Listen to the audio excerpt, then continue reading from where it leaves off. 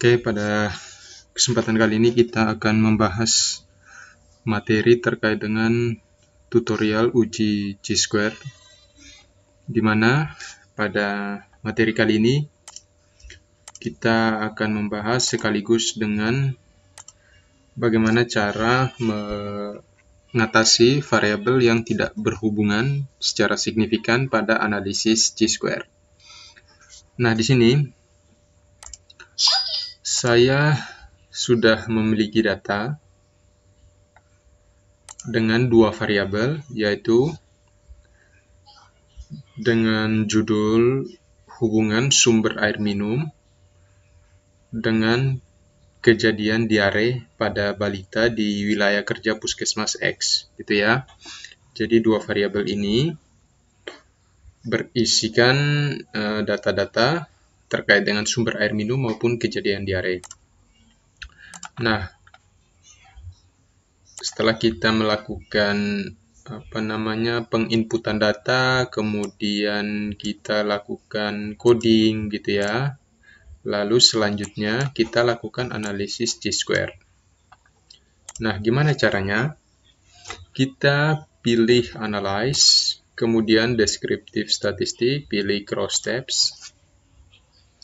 Ini saya reset dulu. Kemudian masukkan variabel X atau sumber air minum ke dalam kolom atau kotak rows, kemudian kejadian diare pada kotak atau kolom ya. Kemudian klik statistik, pilih yang Chi-square, lalu kemudian pilih contingency coefficient. Ini untuk mengetahui kekuatan hubungannya, seperti itu ya. Kemudian klik continue, lalu klik OK.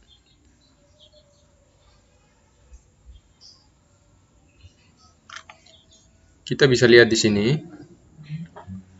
untuk nilai persen, ini kita fokus pada nilai persen Chi-square ya. Kita lihat di kejadian diare cross tabulasinya. Ini sumber air minum yang kategori terlindung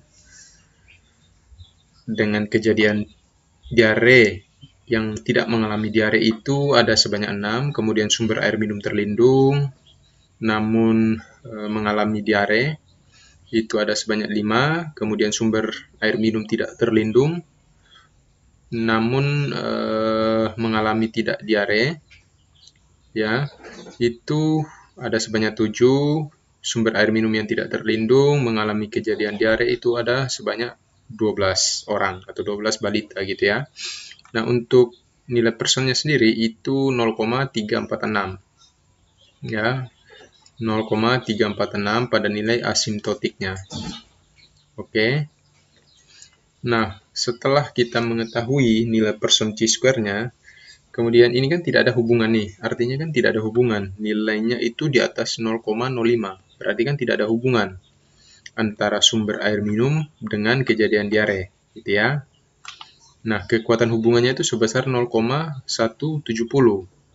Artinya kalau kita merujuk pada pedoman interpretasi koefisien korelasi, ini masuk kategori sangat rendah ya. Masuk kategori sangat rendah kekuatan hubungan antara kedua variabel ini. Nah, bagaimana caranya kita membuat agar variabel ini, kedua variabel ini saling berhubungan atau nilai signifikansinya ini di bawah 0,05 gitu ya. Caranya gimana? Kita kembali ke data. Kita lihat di sini ya. Kita lihat di sini.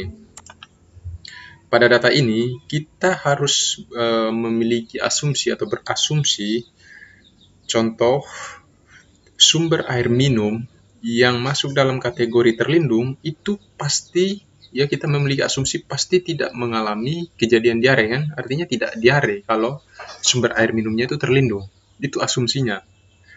Kalau sumber air minumnya tidak terlindung maka dia mengalami diare gitu ya. Nah, sekarang di sini ini ada terlindung tetapi dia diare, sudah terlindung tapi tetap terkena diare gitu ya. Harusnya ya, asumsinya itu kalau air minumnya sudah terlindung maka seharusnya itu tidak mengalami diare. Nah, Untuk mendapatkan nilai chi-square yang di bawah 0,05, maka kita harus pakai asumsi itu. Jadi, sumber air minum yang terlindung, maka ini tidak mengalami diare. Gitu. Kemudian kita lihat lagi yang terlindung. Oh, terlindung mengalami diare. Mestinya, asumsinya kan terlindung harusnya tidak mengalami diare kan? Tidak diare gitu ya. Nah, coba kita dua ini dulu kita tes ya. Apakah sudah berhubungan atau belum? Kita klik analyze, kemudian deskriptif, cross tabs, lalu klik OK. Masih kurang ya. Nah, itu tadi kan dari 3,46 ya. Dari 0,346 menjadi 0,058. Artinya apa? Nah, ini di sini juga nilai koefisien korelasinya itu meningkat ya dari 0,170 menjadi 327. Artinya apa? Berarti asumsi yang tadi bisa kita pakai gitu ya. Ada sebab, ada akibat gitu ya, asumsi itu. Nah, misalnya lagi kita coba lagi yang terlindung tidak diare, oke. Terlindung tidak diare, terlindung kok diare di sini. Berarti kita pakai tidak diare misalnya gitu ya. Oke, kemudian coba lagi. Klik deskriptif, cross tabs, klik OK. Nah, di sini teman-teman bisa lihat bahwa nilai persen chi-square itu sudah kurang dari 0,05. Berarti kan kedua variabel ini sudah berhubungan antara sumber air minum dengan kejadian diare. Dengan nilai koefisien korelasinya itu 0,398 dari yang 0,327 menjadi 0,398. Misalnya lagi kita coba, kita mau turunkan lagi gitu ya, kita cari yang terlindung, kita pakai asumsi tadi. Terlindung diare, berarti ini tidak diare ya. Mestinya kan tidak diare kalau terlindung ya. Klik analyze, deskriptif, cross tabs, klik OK. Nah, kita lihat lagi. Di sini malah turun lagi. Ya, nambah turun lagi ya menjadi 0,004 dari 0,17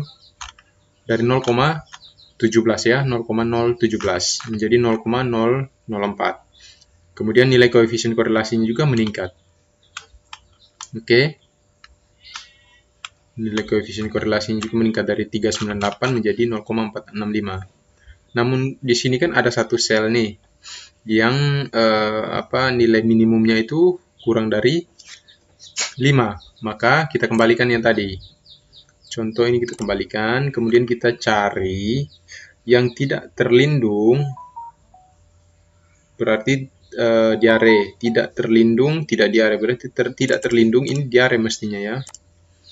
Kita klik analyze, coba lagi, cross tabs.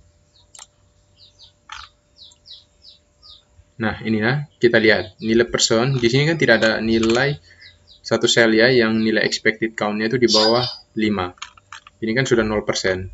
Makanya kita gunakan persen chi-square. Kemudian 0,436. Ya, nilai korelasinya. Koefisien korelasi 436. Kalau 436 masuk kekuatan hubungan yang sedang. Nah, kita bisa simpulkan dari hasil chi-square test ini, maka sumber air minum itu berhubungan secara signifikan dengan kejadian diare pada balita. Nah, begitu teman-teman cara mengatasi variabel yang tidak berhubungan secara signifikan atau pada analisis chi-square menggunakan SPSS. Saya kira teman-teman mudah-mudahan paham dengan apa yang saya sampaikan pada materi kali ini. Kalau ada yang belum dipahami bisa berikan komentar pada video ini. Saya kira itu sekian dan terima kasih.